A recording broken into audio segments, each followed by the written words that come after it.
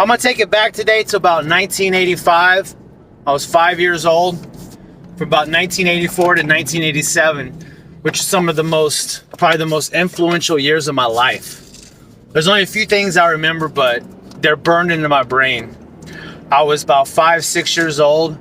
I was surrounded by these giant fucking guys. Got torn up tank tops, the cut sweatshirts, the big clown looking pants, slapping each other in the face, getting each other hyped up for their lift, talking about bodybuilding. I grew up in a gym. From the time I was about 3 years old to the time I was 9, I lived in a gym. My mom and her husband at the time, they were professional bodybuilders. And that was all I knew. That shaped my life. That shaped the way I am today. I know it had a lot of good things and it had a lot of bad things. I'm gonna say one of the bad things in my life is it made me realize that there is always somebody better than you out there, which is good and bad. It sparked a competitive nature in me that has given me drive to accomplish to accomplish any goal I set out. I use that competitive drive to be successful in my job, to move ahead in any job I was in. Any job I got, I moved ahead. I worked and I got ahead and I got up to the top. When I got laid off at DHL, I went from part-time, barely making it, to working about 80 hours a week, doing every job there. I got laid off and I used that drive to go get another job. Instantly had another job and I've been working there ever since.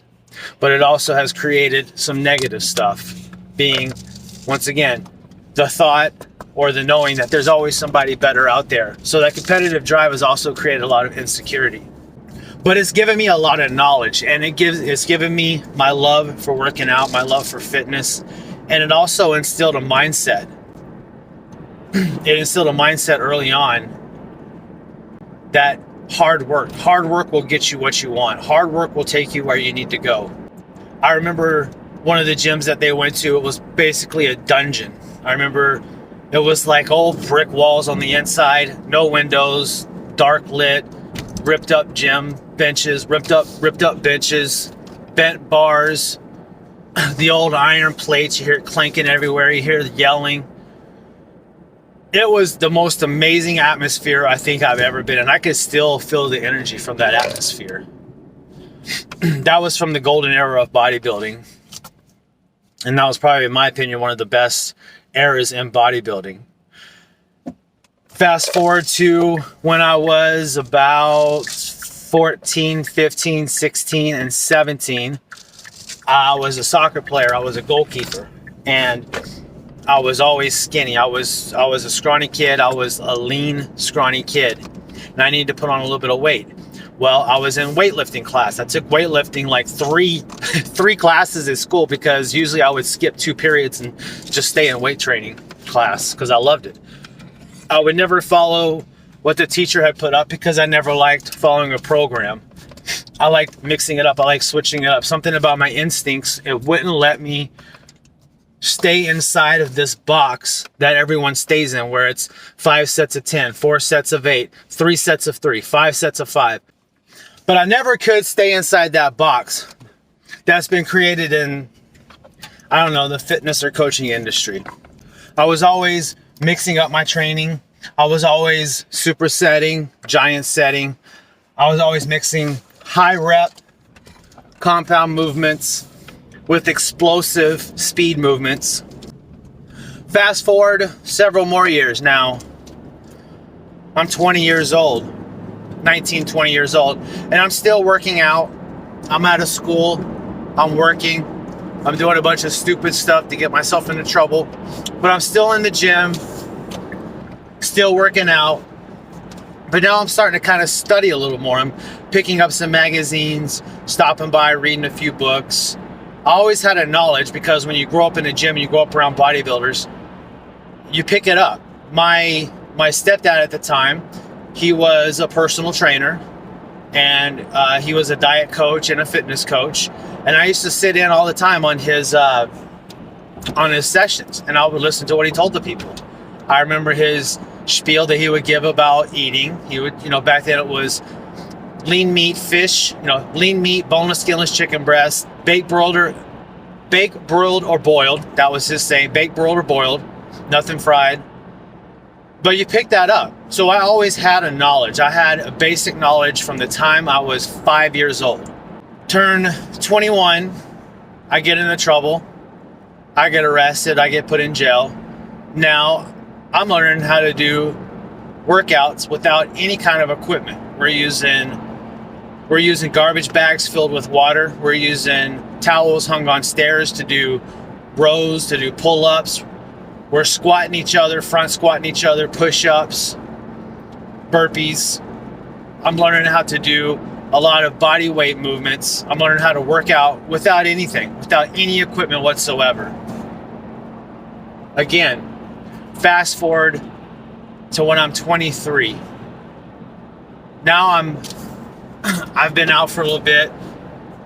Now I'm wanting to really dive into training. And I'm going every day. I'm going to the bookstores and I'm studying. I'm studying exercise science. I'm studying everything I can get my hands on with nutrition. From the Atkins diet, because that's when the Atkins diet came out. From the Atkins diet to diabetes control, to the Mediterranean diet was big. I'm studying it all. Not only am I studying it all, but I'm trying it all out. I'm practicing and I'm taking notes. What happens when I do this? What happens when I do that? I get heavily into martial arts. I get back into Taekwondo. I was in Taekwondo when I was a kid. I get back into Taekwondo and I find another martial arts instructor and I start going to him and learning some stuff. But then I start studying Bruce Lee and I start getting into philosophy because Bruce Lee's into philosophy. I've always been heavily into deep thinking, heavily into the Western or the Eastern thinking, the Eastern philosophy. So now I'm diving heavy into martial arts, heavy into Bruce Lee's writings, what Bruce Lee studied. Not only did I study his writings, but I would go find things that he studied and study that as well. Now I'm looking at his style of training. I'm doing circuit training. I'm doing a lot of calisthenics and I'm doing a lot of isometric work. I'm incorporating isometric work. Again, I'm taking notes. I'm taking notes in notebooks, printing pages up from files, printing pages up from books, printing pages up from magazines, put them in file folders. In my living room, I had a stack of file folders of notes and things to go back and study. Now I'm mixing together training. I'm writing down different training programs. I'm doing heavy powerlifting and I'm mixing it with explosive speed movement for my martial arts. Because from what Bruce Lee has discovered, what Bruce Lee talks about, power is force times speed. If you want to be a powerful person, you have to be strong and you have to be able to quickly put that strength into motion. That power equation spreads over to every type of sport there is. So now I'm learning strength, speed, conditioning, and I also want to look like I lift because I think you should look like you lift. So now I have a bodybuilder physique. So now I'm getting stronger, I'm getting leaner, I'm getting faster, I'm getting more conditioned, my workload is going through the roof, and I'm getting more muscle and looking leaner. I'm doing things that nobody really said you could do. This is back in 2004, 2003, 2004, 2005. This is back when being a personal trainer at a commercial gym like Bally's was the thing to do. This was before CrossFit. This was before CrossFit ever came out. This was before these little garage gyms popped up. This was before any of that stuff. When I was a personal trainer at Bally's, yes, I was also a personal trainer at Bally's, I was implementing this stuff and they didn't like it. The people at Bally's didn't like it. Like, no, you got to stick to this. You got to stick to this box. We got to keep you in this box. We got to keep everybody in this box. Everybody has to stay in this fucking box. You got to do fucking 4 sets of 8. If girls want to get toned, they got to do sets of 15 with the light fucking dumbbells. This fucking stupid ass bullshit of staying in this box, and I never believed it. That's why I quit, because I did not want to stay in their box. So now I branch out and I'm on my own. but I have to get away from working out for a while. Now I become an alcoholic. That's why I got away from working out for a little bit. I became an alcoholic and I was working all the time. And I just completely fell off. I was not mentally strong. My mentality was not where it is now. Now, fast forward to about 2013. I'm about 5 years into my addiction. And every day I wake up with regret. Every day I hate it. Every day I'm upset and depressed and sad. I tell myself I'm not going to do it. I'm going to go to the gym today. I wake up, I'm not going to drink today. I'm going to fucking go to the gym. I'm not going to fucking drink. I'm not going to black out, get into a fight with my wife at the time. I'm not going to fucking I'm not going to ignore my fucking daughter. I'm not going to ignore my kids. I'm going to be a good father. I'm not going to drink. I get off work, I go to the gym, I get about 20 minutes into the gym, I leave the gym, go to the liquor store, grab a bottle of bourbon, speed home, open the bottle of bourbon in the driveway, and down about a quarter of it right there. I do that for about a year. Then I get fed up. I'm done. I say I'm gonna get sober.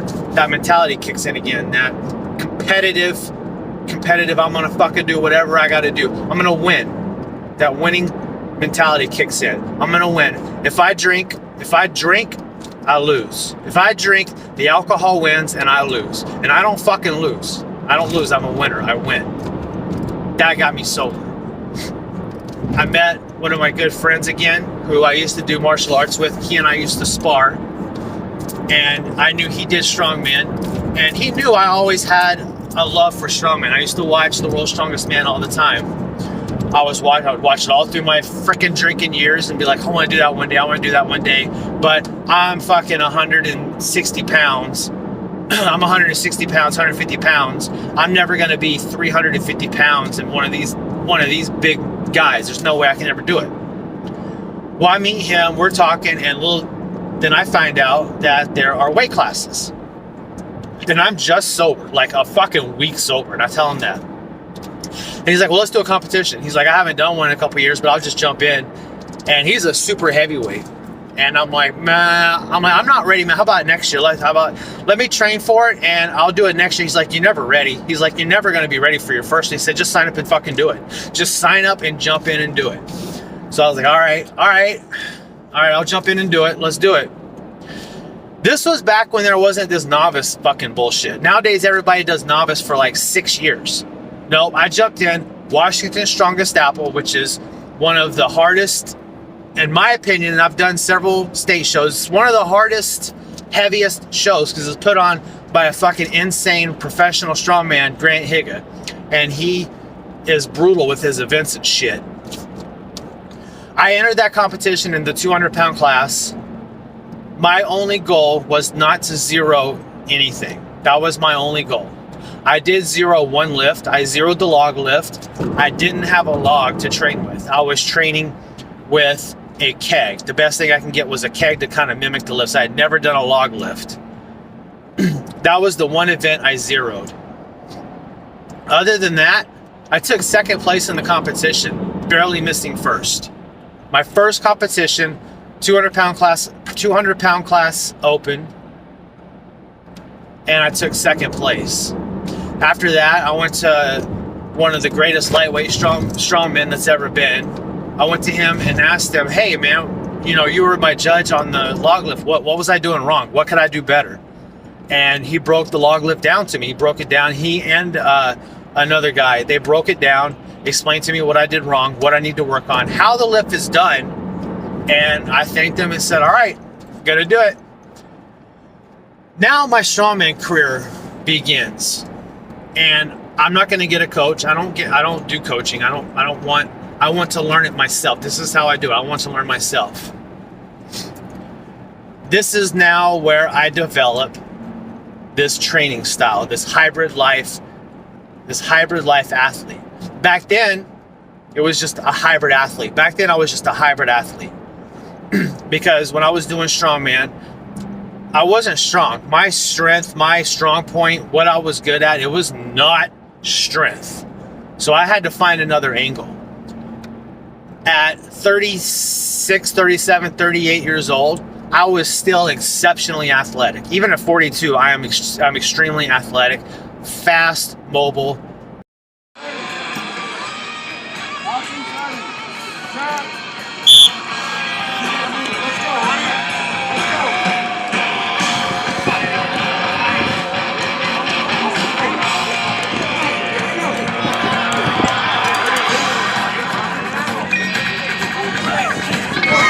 Attaboy, Eddie! Come on, Eddie, let's go!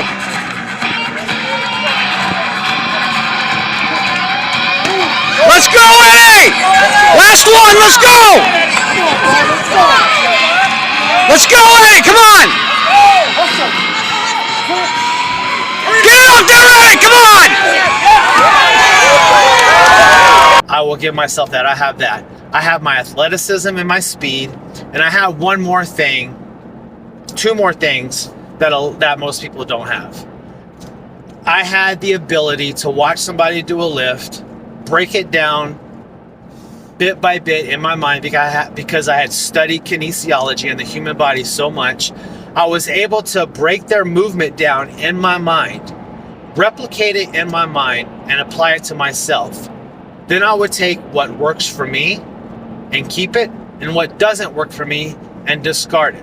And I would do that. I would sit there and I would watch film on every person. I would go and I would watch, at the time, one of the greatest lightweight strongman that's ever lived. I would go back and I would watch every film I could find on him, and I would watch it over and over and over and over and over. And I'd break it down in my mind. I'd go, okay, let me try that. Okay, let me try that. And then as I'm doing the lift, I'm visualizing the lift. I'm visualizing what muscles are flexing. All right, I'm going to feel this muscle. All right, I need to feel this muscle. Now this muscle needs to flex, and I need to move this way. I need to move that. All that's going on in my mind to create the best technique. That's why now when I work with strongmen, when I work with people in strongman community, I say, you know what, I don't care how strong you are. I can teach you something, because I guarantee you that my technique is better than yours. I guarantee you I'm a technical strongman. There are very few that's going to be better than me in strongman. There are very few. That's my expertise. I had one more thing, was my mentality.